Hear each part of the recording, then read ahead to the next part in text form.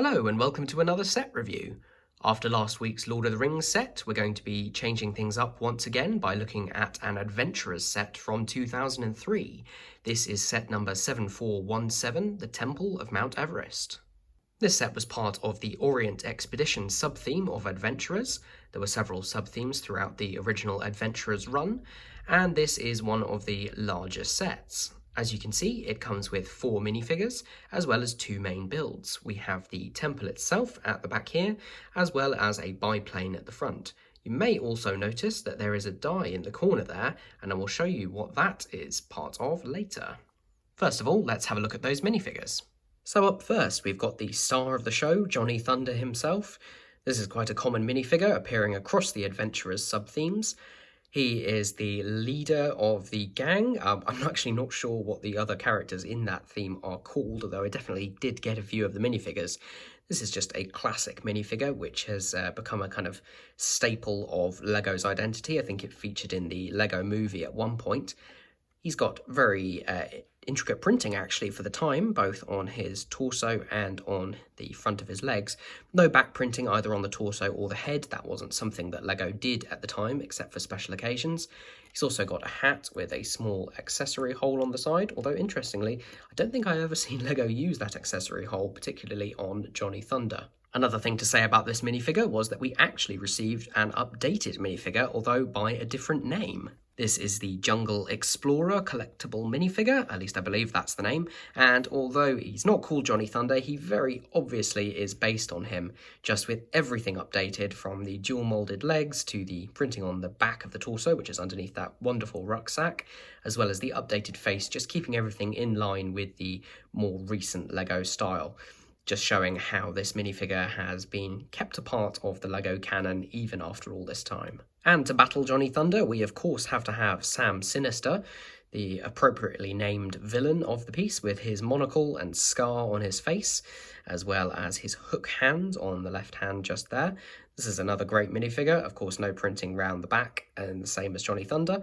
Comes complete with his top hat, although in this case he is the pilot of the plane, so he also comes with a pilot's helmet, complete with goggles, which can fall down over his face. And now we have 2 slightly more obscure minifigures. In fact, I think they only appeared in this set. This first character is called Ngang Pa. Hope I'm pronouncing that right. And he is apparently a Yeti hunter. He comes with a fairly nice torso there, with some prints for a winter coat and scarf. And he also comes with one of these hats. I think these were created for this theme, but for me at least, I remember them more for appearing in the Durmstrang ship set from possibly the next year. This is a nice minifigure, but a very basic painting on the face there. The eyes almost don't have pupils at all, which is very strange. However, it's nice to get an exclusive minifigure in this set. And the other one of the exclusive minifigures is Sherpa Sangye Dorje. Again, please don't at me if I'm pronouncing those wrong. I really don't know how to pronounce them. He comes with a very similar hat. It's the same mould, but in brown instead of black.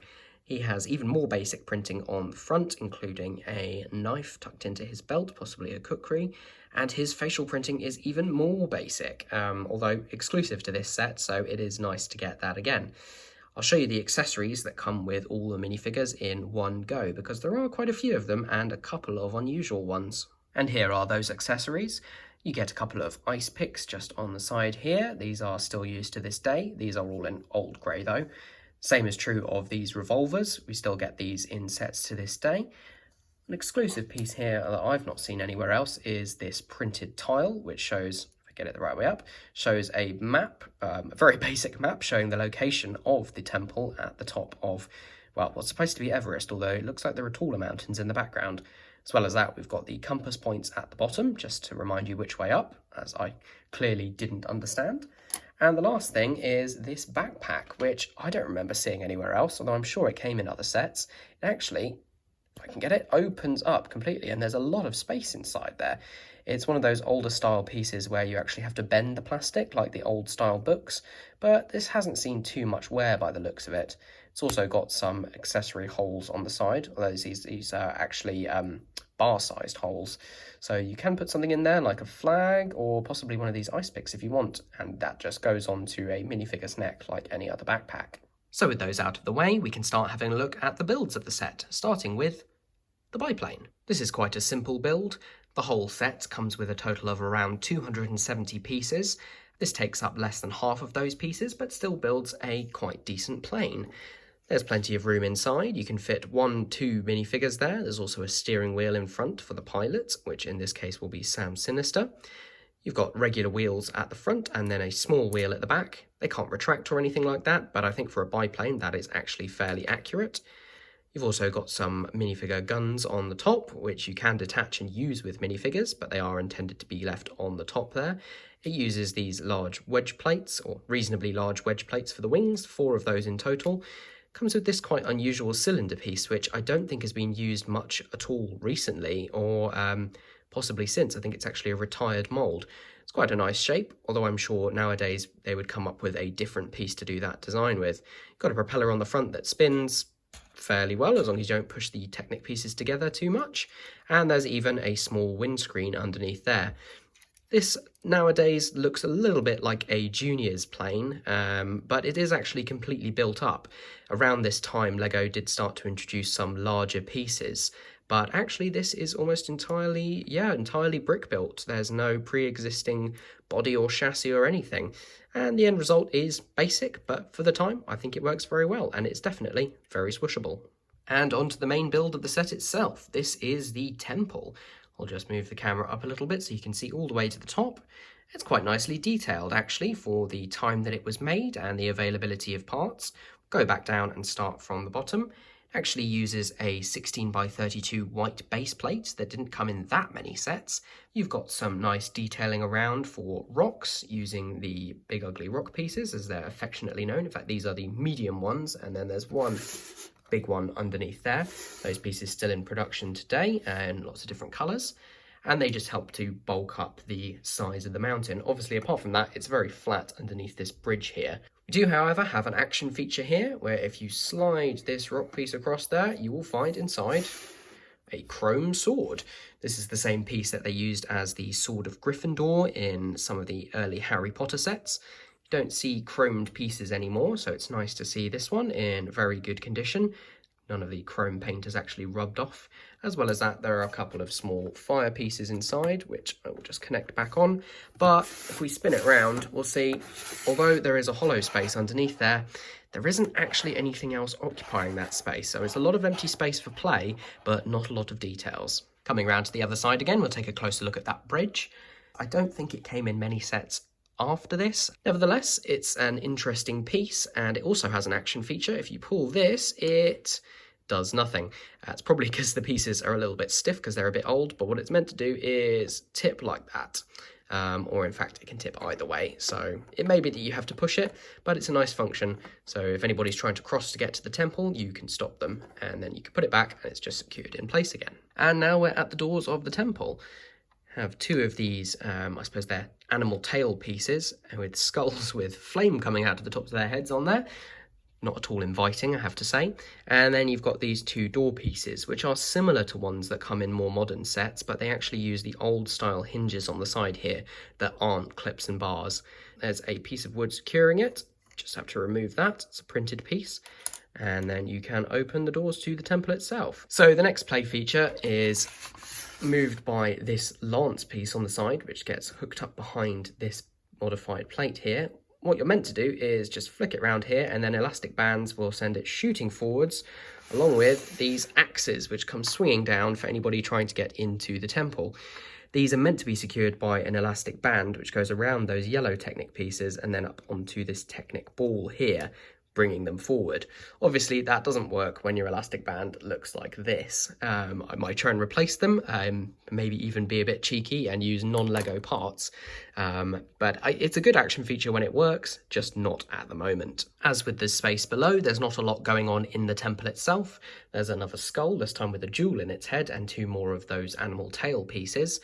But before we get to those, you might be able to see a slightly obvious feature in the floor there. That is an old-style trapdoor, and you activate that by pulling on this brick here, which isn't bright red or anything like that, which is nice. And you pull it, and you can either move it upwards or pull it completely, and that comes off, which it's not meant to, and that lets you down into the space below. The only other major detail to show is the roof. This is very nicely built up using these large slope pieces, including these corner pieces here. They're the 2x3 variant, or in this case, 4x3, I think. Yep, 4x3, and then the corner pieces. And then you have this secondary roof with a suggestion of a bell inside there, and then this spire on the top, which actually looks very similar to buildings you might find in the Himalayas. I did promise I'd come back to the die and show you what it was all about, and what it's about is this. These are not Lego pieces, these are cardboard, but they are actually part of a board game. I'm not entirely sure of the rules. As far as I can remember, I think it's just a case of rolling the die and then moving along the track. These can be arranged sort of jigsaw style together. Again, I don't quite know what the rules are for arranging them, but I think a lot of the different sets in this wave came with different board game pieces. In fact, it's advertised on the box that this is a feature. So they come with that, the die, and I think there are meant to be some cards as well. Unfortunately, they weren't in the copy that I received, so I'm not quite sure what they are. I think there is some information on the internet about how to play this game. Unless you're a really hardcore fan of adventurers in particular, I wouldn't necessarily recommend it, as from memory, it's not the most exciting game, and it's just a little bit of a gimmick they were trying out at the time. So there we have it. That was set 7417, the Temple of Mount Everest. An interesting set, and definitely cool to have a look at something that came out, what is it now, 16 years ago? It really doesn't feel like 16 years, which is crazy. One last thing to show you is the leaflet that came inside the set. This shows off some of the other sets within the theme. I definitely have this set and this set, which I got back in the day. I don't remember getting any of the other sets, although I always wanted this one because there was a ride at Legoland, and there still might be, which was actually based off this, a balloon ride. The other thing to show you on the back of here, get it the right way up, are some of the other sets that came out at the time, and this is a real throwback.